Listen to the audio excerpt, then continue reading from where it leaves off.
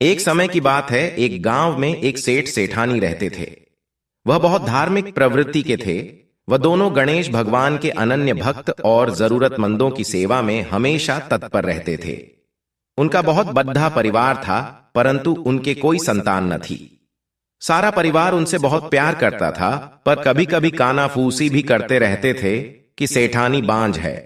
इस बात से दोनों बहुत दुखी रहते थे।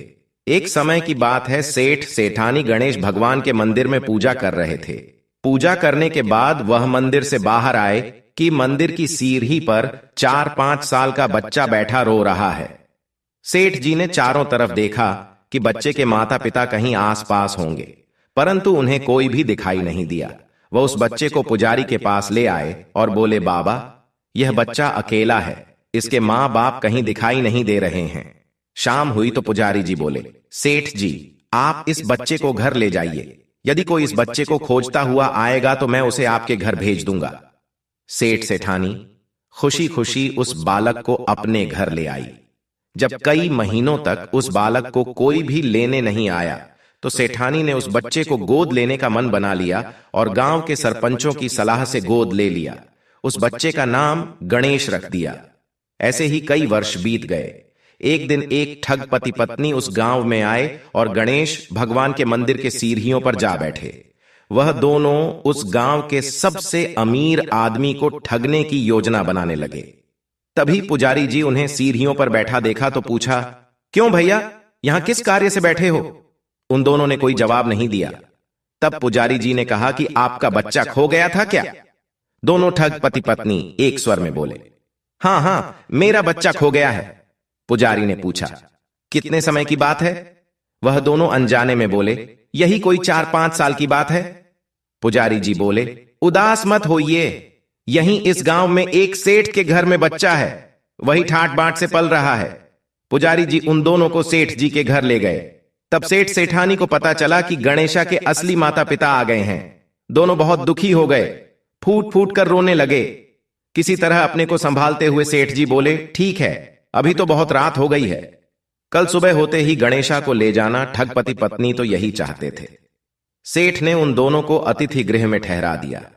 अब दोनों चोरी का योजना बनाने लगे। इधर अपने से जुदा होने के गम से सेठ सेठानी को गम सता रहा था, जिसके कारण उन्हें नींद नहीं आ रही थी। इधर ठग सभी कमरों की तलाशी लेने लगे।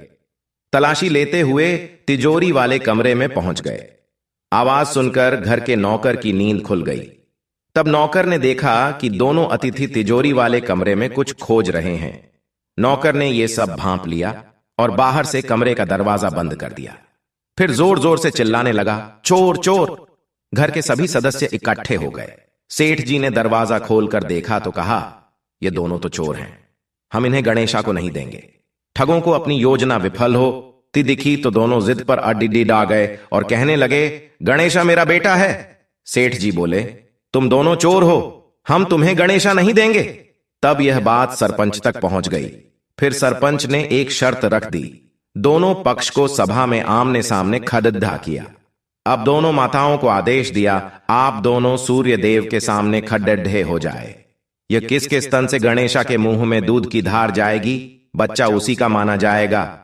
तब गणेश भगवान की कृपा से सेठानी के स्तन से गणेशा के मुंह में दूध की धार जाने लगी। इस तरह गणेश भगवान की कृपा से गणेशा सेठानी को वापस प्राप्त हो गया। हे गणेश जी महाराज, जैसे आपने सेठानी का गोद भरी, वैसे ही अपने सभी भक्तों पर अपनी कृपा बनाए रखना। कहानी अधूरी हो तो पूरी करना, पूरी हो तो मान रखना, सबके व्रत को पूर्ण करना। प्रेम से बोलो गणेश भगवान की जय हो।